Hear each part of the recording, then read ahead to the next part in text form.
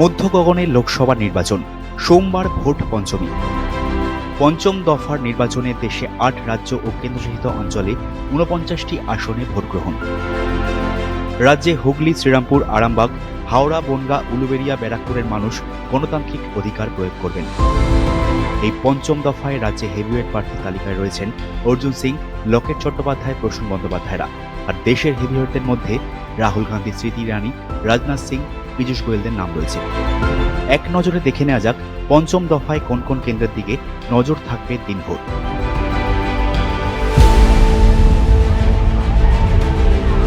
সোমবার রাজ্যে ৭ লোকসভা কেন্দ্রে ভোট গ্রহণ। ব্যারাকপুরে বিজেপির হয়ে প্রতিদ্বন্দ্বিতা করছেন অর্জুন সিং। ১০ই মার্চ তৃণমূলের জনগর্জন সভাতে দেখা যায় তাকে। লোকসভা ভোটে তাকে প্রার্থী না করায় রাতারাতি দল ছাড়েন অর্জুন। ওই কেন্দ্রেই তাকে টিকিট দেয় বিজেপি। তৃণমূলের হয়ে এই কেন্দ্রে দাঁড়িয়েছেন পার্থ ভৌমিক।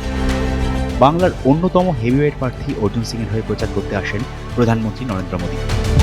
এদিকে পার্থ ভৌমিকের হয়ে প্রচার করেছেন মমতা বন্দ্যোপাধ্যায়। ব্যারাকপুর কেন্দ্রে তাই যুযুধানে দুই পক্ষই।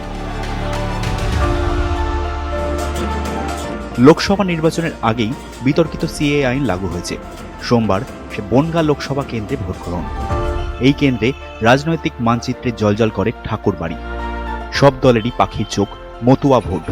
মোদী সরকারের প্রতিমন্ত্রী শান্তনু ঠাকুর এবারও বিজেপি প্রার্থী।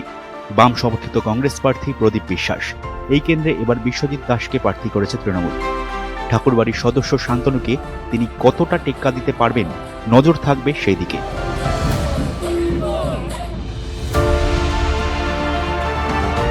এদিকে সোমবার শ্রীরামপুরেও যুযুধান।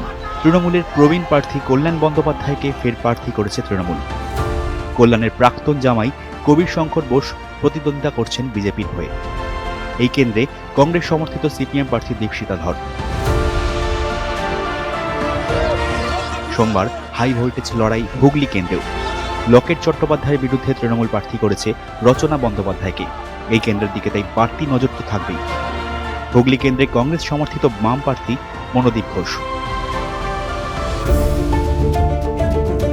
এদিকে হাওড়া কেন্দ্রে হেভিওয়েট প্রার্থী প্রসূন বন্দ্যোপাধ্যায়।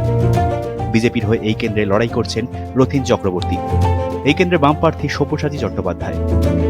সোমবার বিহার, ঝাড়খণ্ড, ওড়িশায় যথাক্রমে ৭, ৩ ও ৫টি আসনে নির্বাচন। জম্মু কাশ্মীর ও লাদাখে একটি করে আসনে ভোটগ্রহণ রয়েছে।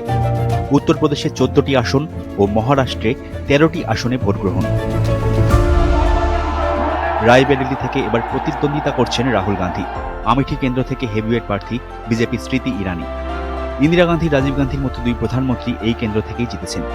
২০১৪ সাল পর্যন্ত এই কেন্দ্রে টানা ৩ বার জিতেছেন রাহুল গান্ধীও। ২০১৯ সালে এই কেন্দ্রে প্রথম জয় পান স্মৃতি।